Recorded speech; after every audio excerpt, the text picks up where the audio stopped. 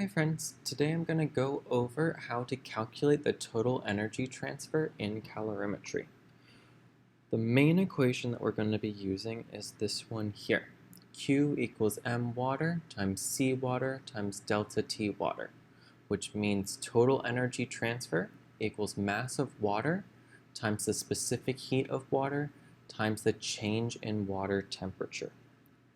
You can find this equation on our chemistry helper. It is up here in the calorimetry section, that equation right there. And the other two things I want to point out is our change in water equals our final temperature minus our initial temperature. And then also the value for our specific heat of water, seawater, is always 0.001 kcal per gram degree Celsius. So we'll be coming back to that later. But what I want to go through is how to do a problem here.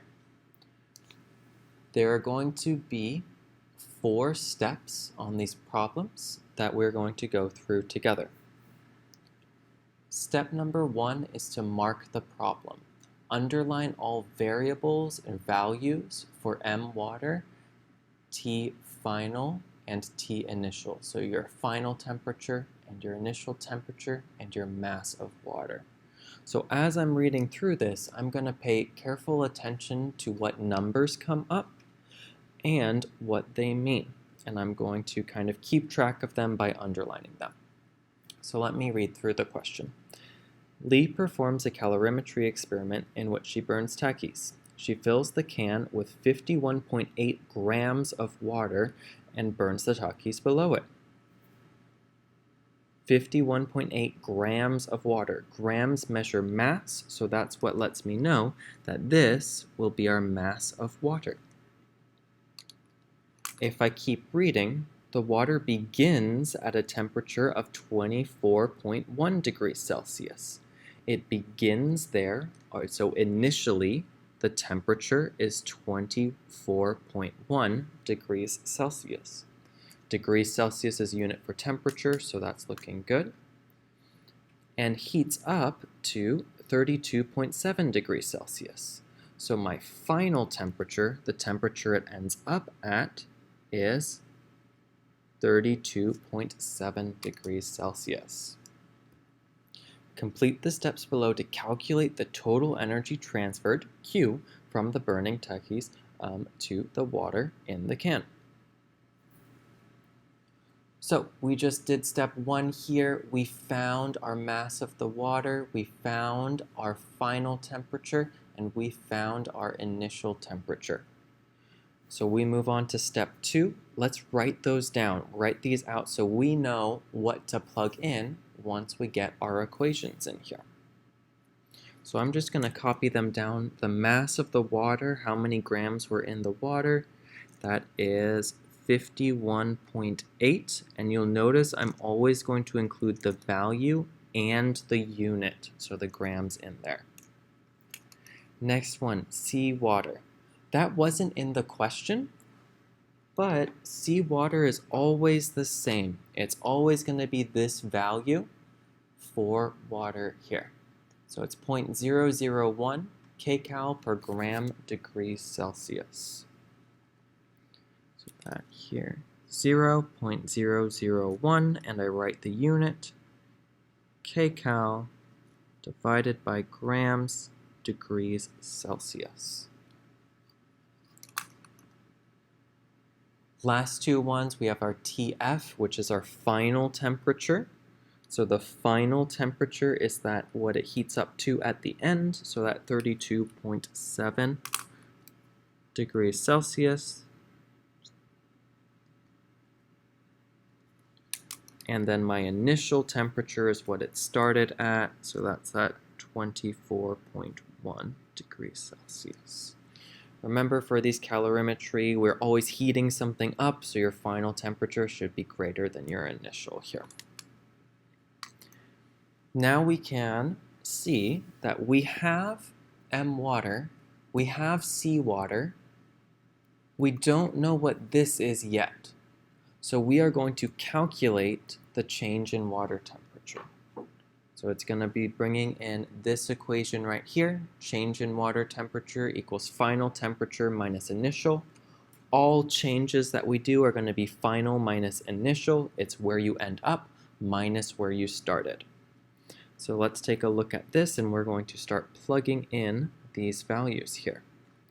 So delta T water equals our final temperature. So that's going to be our 32.7. And the unit is the degrees Celsius, minus our initial temperature, which is the 24.1 degree Celsius. So next I just need my calculator, and I'm going to put that in. I'm going to do 32.7 minus 24.1, and I get the value for T water of 8.6 degrees Celsius. Other thing that I'm going to double check here is my rounding. This number has 1 decimal place. This number has 1 decimal place. So my final answer should have 1 decimal place. We always round to the fewest numbers after the decimal place. If both of them have 1, then I'm going to end up with 1. So now, backtracking, we have our mass of water, we have our specific heat of water, and now we also have our change in water temperature. So what's left is to plug those in and actually calculate Q. So Q equals the mass of water, so that is my 51.8 grams, multiplied by the specific heat of water, 0.001 kcal per gram degrees Celsius. And then lastly, my change in water temperature, so that 8.6 degrees Celsius there. My next step is to plug this into my calculator. I'm just multiplying them together. So that should be my 51.8 times 0.001 times 8.6, which should give me, this is what my calculator is saying to me, 0.44548. So I want to double check my rounding. My mass of the water has 1 number after the decimal place. The specific heat capacity of water has 3. And then my delta T water has 1 number after the decimal place. So my final answer, if we look at the one with the fewest numbers after the decimal place, both of them have 1 number after the decimal place, so that's where I'm going to round to. 0.44 rounds down to 0.4. It's closer to 0.4 than 0.5. And then the last part is the unit here. What I'm going to do is whatever I did to the numbers, I'm going to go to the units. So you have grams times kcals divided by grams. Grams divided by grams reduced to 1, or we could say they cancel out there. And so what I'm left with is kcals divided by degrees Celsius times degrees Celsius. So again, divided by degrees Celsius times degrees Celsius, those reduce to 1 as well. And the only unit left standing is those kcals. And remember, kcals are kilocalories. They are a measurement of energy. So that is another reminder that what I did is correct.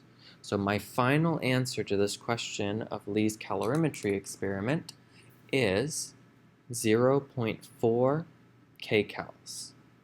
Notice how I have a unit on every single number that I showed my work on each step, and that I rounded my answers to the correct number of decimal places. Those are going to be really important as we go through here. I hope this helped, and try out the rest on your own.